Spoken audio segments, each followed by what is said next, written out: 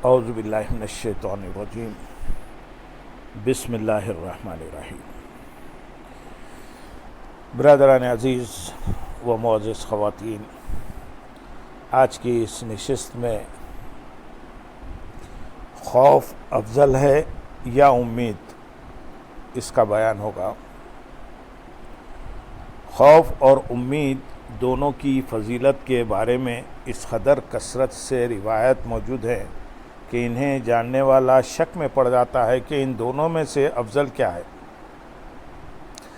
دراصل یہ سوال ہی غلط ہے کہ خوف افضل ہے یا امید۔ یہ سوال ایسے ہی ہے جیسے کوئی پوچھے کہ روٹی افضل ہے یا پانی۔ اس کا جواب یہ ہے کہ بھوکے شخص کے لیے روٹی جبکہ پیاسے کے لیے پانی افضل ہے، اور اگر بھوک و پیاس دونوں جمع ہو جائیں تو دیکھا جائے گا کہ دونوں میں سے غالب کون ہے۔ بھوک غالب ہو تو روٹی، جبکہ پیاس غالب ہونے کی صورت میں پانی افضل ہے، اور اگر بھوک و پیاس برابر ہوں تو پھر روٹی و پانی بھی برابر ہوں گے۔ اس کا سبب یہ ہے کہ جو چیز کسی مقصد کو پانے کے لیے استعمال کی جاتی ہے تو اس کی فضیلت اس مقصد کے اعتبار سے ہوتی ہے، نہ کہ اپنی ذات کے لحاظ سے۔ خوف اور امید دو دوائیں ہیں جن کے ذریعے دل کا علاج کیا جاتا ہے، اور ان کی فضیلت انسان کو لاحق مرض کے اعتبار سے ہوتی ہے۔ اگر کسی کے دل پر اللہ تعالیٰ کی خفیہ تدبیر سے بے خوفی غالب ہو اور وہ اس معاملے میں دھوکے کا شکار ہو تو اس کے حق میں خوف افضل ہے، اور اگر اللہ تعالیٰ کی رحمت سے مایوسی اور نا امیدی کا غلبہ ہو تو امید افضل ہے۔ یوں ہی اگر کسی شخص پر گناہوں کا غلبہ ہو تو اس کے حق میں خوف افضل ہے۔ یہ بھی کہا جا سکتا ہے کہ عمومی طور پر خوف افضل ہے، جس طرح یہ کہا جاتا ہے کہ روٹی سکن بین سے افضل ہے کیونکہ روٹی بھوک کے دور کرنے کام آتی ہے، جبکہ سکنج بین کو صفرے کی بیماری کے علاج کے لیے استعمال کیا جاتا ہے، اور چونکہ مرض صفرا کی بنسبت بھوک کا معاملہ زیادہ درپیش آتا ہے اور روٹی کی ضرورت زیادہ پڑتی ہے، اس لیے روٹی افضل ہے۔ اس اعتبار سے خوف افضل ہے کیونکہ اکثر لوگوں کا معاملہ یہ ہے کہ وہ گناہوں میں مبتلا اور دھوکے کا شکار ہوتے ہیں۔ اگر خوف و امید کی جائے، پیدائش کی طرف نظر کی جائے تو پھر امید افضل ہے کیونکہ یہ دریائے رحمت سے جنم لیتی ہے، جبکہ خوف دریائے غضب سے پیدا ہوتا ہے۔ اس کا سبب یہ ہے کہ جو شخص اللہ تعالیٰ کی ایسی صفات میں غور کرتا ہے جو لطف و رحمت کا تقاضا کرتی ہیں تو اس پر محبت کا غلبہ ہوتا ہے، اور کوئی مقام محبت سے بلند نہیں، جبکہ خوف کی کیفیت ایسی صفات میں غور کرنے سے جنم لیتی ہے جو سختی کا تقاضا کرتی ہے۔ لہذا ایسے شخص کو محبت کی وہ کیفیت حاصل نہیں ہوتی جو امید سے حاصل ہوتی ہے۔ بہرحال جو چیز بذات خود مقصود نہ ہو بلکہ اسے کسی مقصد تک پہنچنے کے لیے استعمال کیا جائے، اس کے لیے افضل کے بجائے اصلاح کا لفظ استعمال کرنا مناسب ہوتا ہے۔ اس لیے ہم یہ کہتے ہیں کہ گناہوں اور نافرمانیوں کے غلبے کے باعث اکثر لوگوں کے حق میں امید کے بجائے خوف اصلاح ہے، جبکہ ایسا متقی شخص جس نے ظاہری، باطنی، خفیہ اور علانیہ ہر قسم کے گناہوں کو ترک کر دیا ہو، اس کے حق میں خوف و امید کا اعتدال اصلاح ہے۔ اس لیے منقول ہے اگر مومن کے خوف اور امید کا وزن کیا جائے تو وہ برابر ہوں گے۔ امیر المومنین حضرت سیدنا علی المرتضیٰ کرم اللہ تعالی وجہ الکریم نے اپنے بیٹے کو نصیحت کرتے ہوئے فرمایا، میرے بیٹے، اللہ تعالیٰ سے ایسا خوف رکھو جس کے سبب تمہیں یہ گمان ہو کہ اگر میں تمام اہل زمین کی نیکیاں لے کر بھی اس کے بارگاہ میں حاضر ہوا تو وہ قبول نہ فرمائے گا، اور اس سے امید ایسی رکھو کہ اگر میں تمام زمین والوں کے گناہوں سمیت بھی اس کی خدمت میں پیش ہوا تو وہ میری مغفرت فرما دے گا۔ امیر المومنین حضرت سیدنا عمر فاروق رضی اللہ تعالیٰ عنہ فرماتے ہیں، اگر یہ ندا کی جائے کہ ایک شخص کے سوا تمام لوگ جہنم میں جائیں گے تو مجھے امید ہے کہ وہ شخص میں ہوں، اور اگر یہ صدا لگائی جائے کہ ایک آدمی کے سوا سب داخل جنت ہوں گے تو میں اس بات کا خوف کرتا ہوں کہ وہ شخص میں ہوں۔ امیر المومنین رضی اللہ تعالیٰ عنہ کے اس قول میں خوف و امید کے غلبے کے ساتھ ساتھ اعتدال بھی موجود ہے، اور ان جیسی شخصیت کے لیے یہی بات مناسب ہے کہ ان کا خوف اور امید برابر ہوں۔ لیکن اگر کوئی گناہ گار شخص یہ گمان کرے کہ ایک شخص دوزخ میں جانے سے محفوظ رہے گا، وہ میں ہوں، تو اس کا یہ گمان اس بات کی دلیل ہے کہ وہ دھوکے کا شکار ہے۔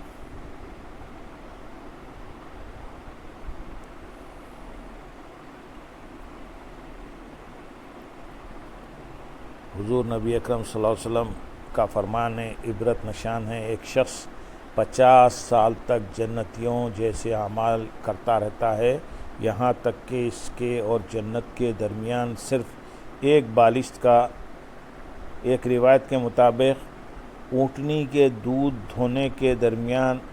وقفے جتنا فاصلہ رہ جاتا ہے، پھر اس پر تقدیر غالب آتی ہے اور اس کا خاتمہ جہنمیوں والے اعمال پر ہوتا ہے۔ اونٹنی کے دودھ دھونے کے درمیان وقفے میں انسان کوئی ایسا عمل نہیں کر سکتا جو بدبختی کا سبب بنے، البتہ یہ ممکن ہے کہ مرتے وقت اس مختصر سے وقت میں انسان کے دل میں ایسا فساد پیدا ہو جائے جس کے سبب اس کا خاتمہ ایمان پر نہ ہو۔ ان سب خطرات کے ہوتے ہوئے بے خوف کیسے ہوا جا سکتا ہے؟ الغرض ایک مومن کے لیے سب سے بڑی سعادت یہی ہے کہ اس کا خوف اور امید دونوں برابر ہوں۔ اکثر لوگوں کی حالت یہ ہے کہ ان پر امید کا غلبہ ہوتا ہے، جس کی وجہ یہ ہے کہ عام لوگوں کو معرفت حاصل نہیں ہوتی اور وہ دھوکے کا شکار ہوتے ہیں۔ اسی لیے اللہ تعالیٰ نے جن بندوں کی تعریف فرمائی ہے، ان کا وصف بیان کرتے ہوئے خوف اور امید دونوں کو جمع فرمایا ہے۔ چنانچہ ارشاد باری تعالیٰ ہے سورۃ السجدہ آیت نمبر 16، اور اپنے رب کو پکارتے ہیں ڈرتے اور امید کرتے۔ ایک اور مقام پر ارشاد فرمایا سورۃ الانبیاء آیت نمبر 90 میں، اور ہمیں پکارتے تھے امید اور خوف سے۔ آج کے دور میں امیر المومنین حضرت سیدنا عمر فاروق رضی اللہ تعالیٰ عنہ جیسی شخصیت کہاں پائی جا سکتی ہے؟ لہذا اس دور میں سب کے لیے خوف کا غلبہ ہی بہتر ہے، لیکن اس کے لیے یہ بات شرط ہے کہ غلبہ خوف انہیں رحمت الہی سے مایوسی،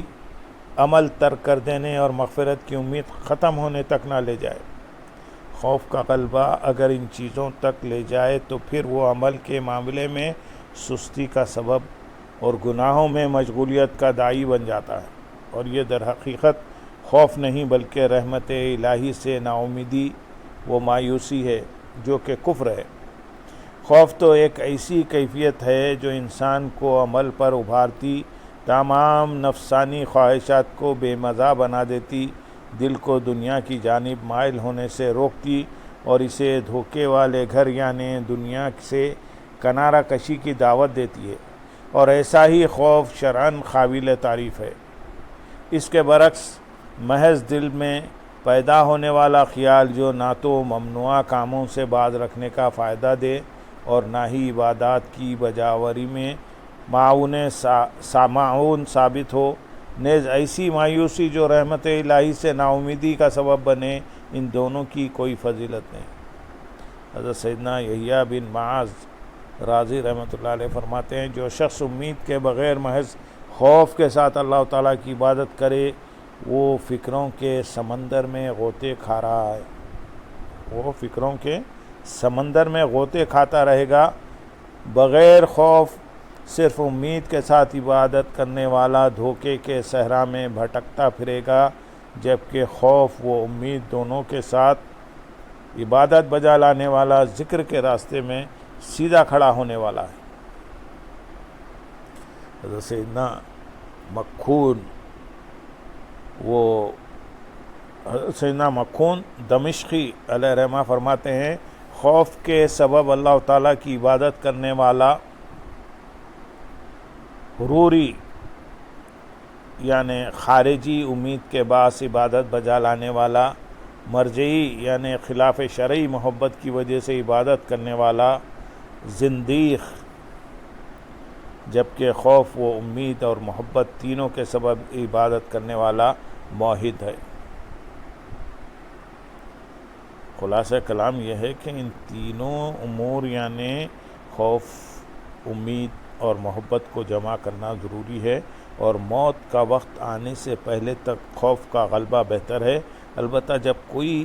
شخص مرض الموت میں مبتلا ہو اور اس کی موت کا وقت آ جائے تو اس کے حق میں اللہ تعالیٰ کے بارے میں حسن ظن اور امید کا غلبہ بہتر ہے۔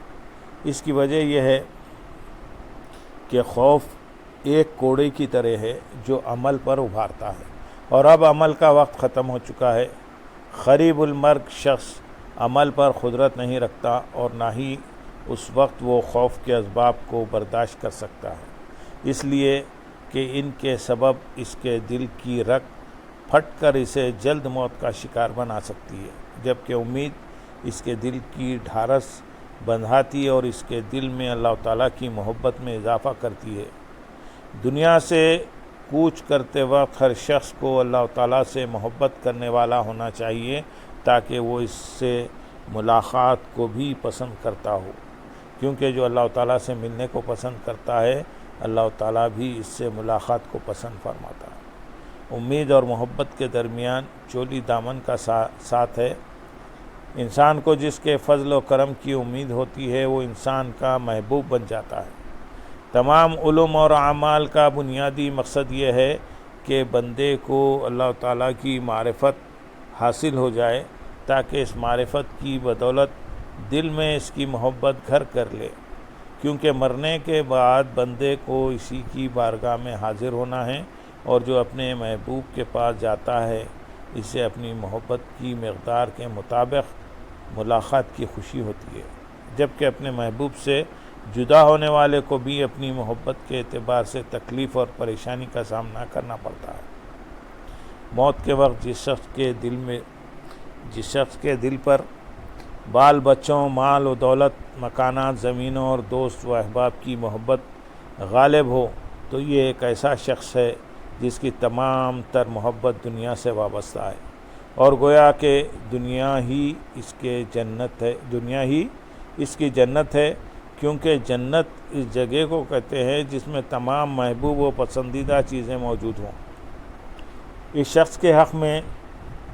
موت جنت سے نکلنے، نیز اس کے اور اس کے محبوب چیزوں کے درمیان جدائی کا باعث ہے، اور ایسے شخص کی کیفیت کا بخوبی اندازہ لگایا جا سکتا ہے۔ اس کے برعکس جس خوش نصیب کی محبت صرف اللہ تعالیٰ، اس کے ذکر اور معرفت اور اس کے بارے میں غور و فکر سے وابستہ ہو تو دنیا اور اس کے متعلقات ایسے شخص کے حق میں محبوب سے رکاوٹ کا باعث ہیں،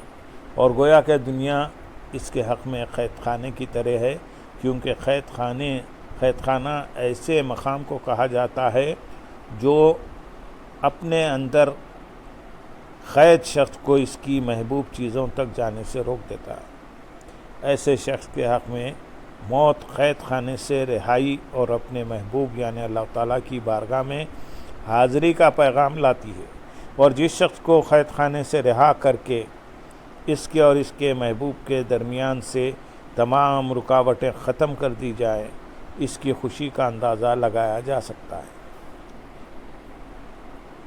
جو بھی شخص دنیا سے رخصت ہوتا ہے تو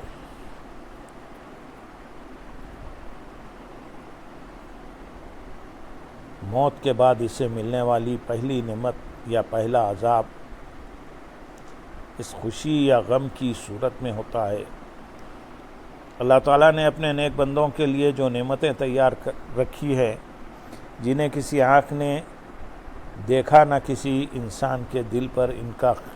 خیال گزرا وہ اس نعمت کے علاوہ ہیں۔ نیز وہ بد نصیب لوگ جنہوں نے دنیا کی زندگی کو آخرت پر ترجیح دی اور اسی پر راضی و مطمئن رہے، اللہ تعالیٰ نے ان کے لیے جو بیڑیاں، زنجیریں، طوق، طرح طرح کے عذابات و رسوائی تیار فرمائی ہے، وہ بھی یہ غم کے عذاب کے علاوہ ہیں۔ ہم اللہ تعالیٰ سے دعا کرتے ہیں کہ ہمیں ایمان پر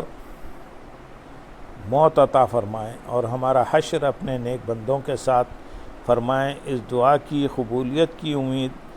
اسی صورت میں ہو سکتی ہے کہ بندہ اللہ تعالیٰ کی محبت کو حاصل کرنے کی کوشش کرے، اور محبت الہی پانے کا راستہ صرف ایک ہے کہ دل سے